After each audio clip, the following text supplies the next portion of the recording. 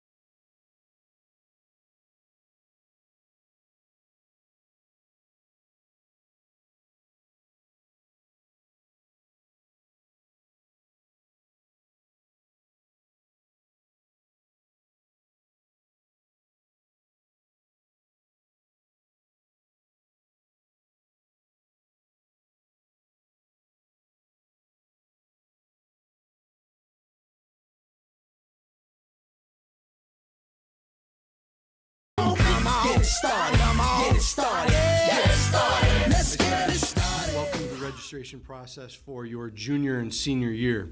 We're excited for you and eager to get going. Please remember to carefully read course descriptions in the academic guide, and most importantly, choose your courses wisely. We make all of our staffing decisions based on the courses you register for. Pay careful attention to our course change policy, as we do not allow course changes based on teacher preference, our preference, or other things like that. When in doubt, please talk with your counselor. If you have any questions, stop in. We'll be happy to help. Thank you. Welcome to SPASH Registration 2017-18. I'm Spencer Tyson, And I'm Tom Hatton. and we're going to show you some tips of what to do with this thing. Hey everybody, I'm Miss Fetting. I have students' last names F through J. I'm here to talk about graduation requirements, which is obviously the most important thing. We want to help get you to wherever you want to go. Guys, what are your options if you have your high school diploma? What kind of things can you do after high school? Obviously, you can go to college, university. Yep, four-year university. Also go to tech school, which is nice too. Tech school, yep. You can go to military. Military, yep. Or you could pursue any other internships you want to take or any career paths you want to do right away. Exactly, internships, apprenticeships, workforce. So our goal is for you to all be able to do whatever you'd like to do after high school for any of those 5 options. So what I'm going to be emphasizing is page 10 of the academic guide. So let's talk about graduation requirements, guys. How many do you need to graduate for English? What is that English number you need? 4. Including speech. Including speech. Thank you for speech. mentioning that. Including speech, or if you took debate as a freshman, that also counts as your speech requirement. So with English, if you are a sophomore, you're going to have to take half a credit of literature and half a credit of writing. What if you are a college-bound student? Have either of you taken any of the more rigorous English options that are available? Any ideas? Yeah, actually, advanced composition, I took that, and it prepares you for college, and speeches and papers for college also helps you write your your admission forms for college too, so it's a really good class to take, especially if you're getting ready to go to a 4-year or a technical school. Awesome, great suggestion. So advanced composition is a perfect class if you're looking for the most rigorous option to prepare for a university, including those college essays, as well as American Lit in junior year. If you struggle a little bit more in English, you may want to look at some other literature or writing options. Who is the best person in the building to talk to about who you might what classes you might take for English? I would say your teacher, and then if not your teacher, your counselor. Awesome. I agree. All right, so in summary, how many credits of English do you need to graduate? 4. Including speech. 4. All right. That they have it. They say it. Okay. Social studies. Let's talk about that. So all those sophomores are in U.S. history. Next year, you will need half a credit off the junior level list. Now, there is a page in the academic guide that you can refer to look at what those junior level English options are. And there are some changes as a junior, so please check those out. You also need half a credit as a senior. So as a minimum, how many credits of social studies do you need to graduate? 3.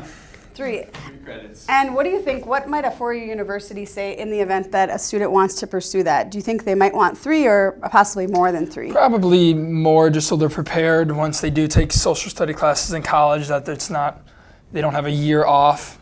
Yep. So they'll Definitely. Good tip. So definitely the half a credit minimum in junior year and in senior year. And how many credits total was that again, guys? 3 credits.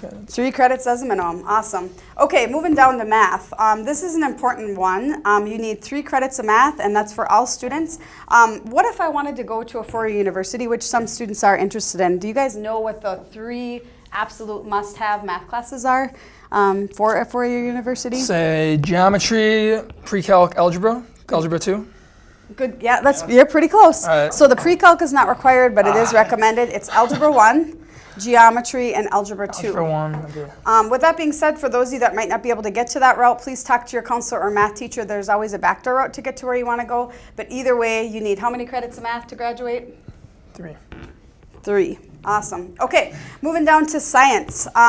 Most sophomores are in biology. You need 3 credits, as I said, to graduate, just like the 3 credits of math and social studies. You need half a credit and or more in junior and senior year to total 3. So if you wanted to do a lab science for a 4-year university, you could do classes like chemistry, physics, AP biology, things like that, and some of the other great science electives that we offer. Please also note that small animals, animal and equine science, classes like that also count as a science elective in addition to astronomy, geology, etc. Half a credit of health. Have you taken health education already? I have. I took it my freshman year. Actually, Freshman year. So. Okay, great. And so if you haven't taken it in 9th grade, you do need to have it before you graduate, and it's just a 1-semester course. Personal finance. Either of you taken personal finance? What's that all about? I actually took personal finance, and my teacher was Miss Miller. It was actually, I found it really useful and really helpful. It helps you with like finances, housing. You learn about all the stuff you need to know after high school and living on your own. And also how to handle your money. So I found it really useful in my life. I don't know. Tom, have you taken it yet? I'm taking it next semester online with the blended. So What's blended? Can you tell us about that? I think later we're going to talk more about it, but I think it's pretty much we meet 2 times a week or 3 times a week. Other times we don't, and it's online. You do personal finance through Schoology, I'm pretty sure. Awesome. Yeah, it's a good combination Yep. if you're a motivated student to do that. So Totally. personal finance, half a credit. And last but not least, you need half a credit of fine arts. What is fine arts? Students always get kind of confused. You guys know what fine arts is? Wait, your fine arts, isn't that like your art and like your painting, drawing, something like that? Yep. As well as Music. music. Yeah. Yep. Or drama from the English department. So half a credit of fine arts and then half a credit of practical arts. So for example, we have wonderful Tom and Spencer who are in video production. Video production is a practical arts course, but it also fits under the category of agriculture, business, computers, family and consumer science, and again, technology education. So lots of great options. And then you need 7 elective credits. And that totals, what is that magic number to get to graduation? Good. 23.5. 23.5. So you heard it, guys. 23.5 credits required to graduate. Please use page 10, which you're going to hear about in a little bit. This is the master guide to help get you to where you want to go. Okay. Hi, I'm Mrs. Stromkowski, and I'm the Academic and Career Plan Coordinator, as well as the 504 Coordinator here at SPASH. So do you guys know where you could go to find out information if you wanted to look at the differences between getting what you need to get into a tech school versus, let's say, a four-year college? Yeah, actually, page 10 in your SPASH academic guide is one way where you can find out what you need to graduate or what you need to go to a certain college. They have minimum required for graduation, what you need for a tech school or apprenticeship, the UW systems, and also other competitive four-year colleges around the country. So this is good information to look at if you're looking at what it is you want to do after high school. Some things to note is you guys won't have a physical copy, so to access the academic guide, you can go to the SPASH homepage and either scroll to the very bottom where it says academic guide for 2017-18, or you can go to the counseling office portion of the website and it will be on there as well. And I know we were talking about world language. Do you need world language to graduate from high school? Do you guys know? I think you don't, but Yep. if you want in college, they prefer that you have years of a foreign language. Yep, so it's recommended, but it's not required for college either, but you don't need it to graduate from SPASH. Another note too is with math, you need to have that algebra, geometry, algebra 2 to get into college. However, for graduation, you don't need to have that sequence of courses. So don't worry about that if you're not planning to go to a four-year. You just want to get those 3 credits of math done, however you can. So if you're thinking about tech school, the world language isn't required either. It's not really even required for a four-year. It depends on the school and what you're looking for. So if you have specific questions, come see your counselor and they can help you with that. Hi, I'm Mrs. Reed. I'm school counselor for students with last names N through SO. And Tom and Spencer are going to help me with the registration card process. So your teachers just gave you your registration card, green cards for the juniors, yellow cards for next year's seniors. What we need you to do is to clearly print your name, first and last name, and the line at the very top where it says name. Please print very clearly. And then you're going to put an X next to each of the classes that you choose to take for next year. If you flip over to the back side of the card, very important things on the back side. On each side there's a box that shows, it's a little tiny box that says total number of credits. If you are a junior next year, you need to have a minimum of 6 credits. If you are a senior next year, you need to have a minimum of 5 credits. So 6 for juniors, 5 for seniors. Beneath that box, there's 4 lines where you can pick 4 alternate course selections. We recommend that you pick 4 classes that you would be okay with us adding into your schedule if one of your regularly chosen classes is unable to fit in your schedule. We would pick one of your alternates. So make sure that you put down 4 in those lines. Beneath the alternate selections, there's a bold, if you're taking an online class. You can circle yes if you are interested or no if you're not interested. And then very important, when you come to the auditorium next week for registration, we're going to look to make sure that you have signed your card at the bottom as well as received a parent signature. So make sure that you get that as well. So clearly identify the class choices you want, clearly identify your total number of credits in that box on the back, 4 alternates, whether or not you want to take an online course, and then sign at the bottom. Hi, I'm Ms. Reese. I'm the counselor who works with students with the last name K through M. And I'm going to talk to you briefly about online classes. We do offer some online coursework here at SPASH. And if you go to your academic guide on page 34, starts the introduction of what an online class entails. And then starting on page 35 and 36, it goes through all the courses that we offer. So we have a variety of courses that you can take online. Some classes we have online that are also available here at SPASH, but we have several classes that we don't offer at SPASH. For example, forensic science or criminology. Those are some really popular classes that kids take because they aren't offered here at SPASH, and it's a good opportunity to get some of those classes in. We also have a fair number of AP coursework that you can check out. That's at the very beginning. And we also have some credit recovery classes in the event you had that bad semester and failed a semester of something. We have several options to kind of rectify that credit for you.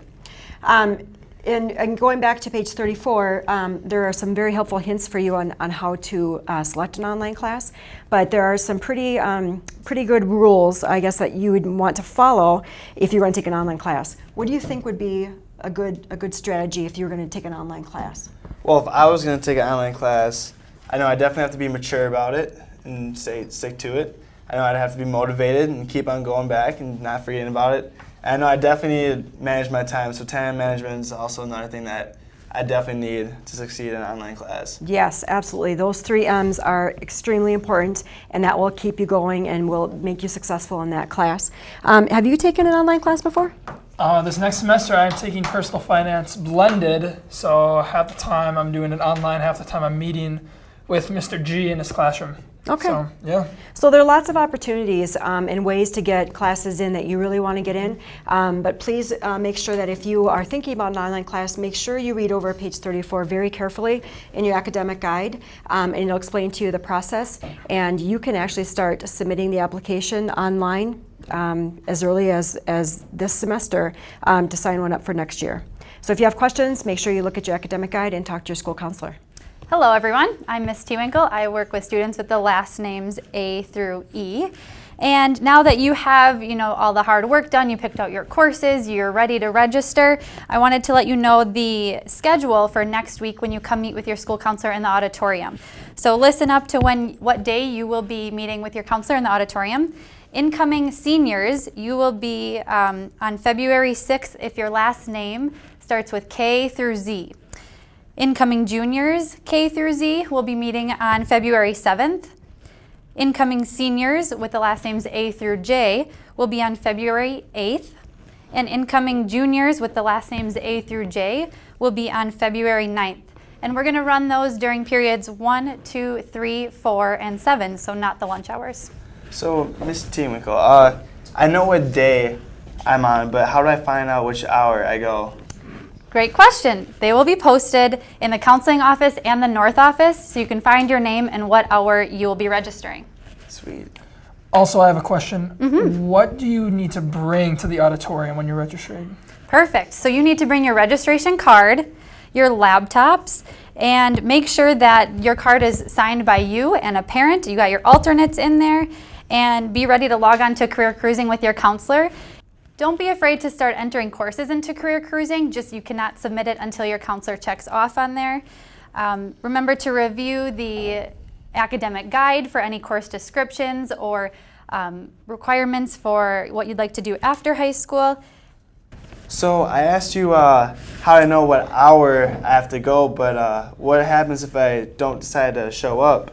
Well, I don't know why you wouldn't, but counselors would choose your courses for you if you don't show up to the auditorium. So make sure you have your laptop and your registration card, and we'll see you next week in the auditorium. Or will you?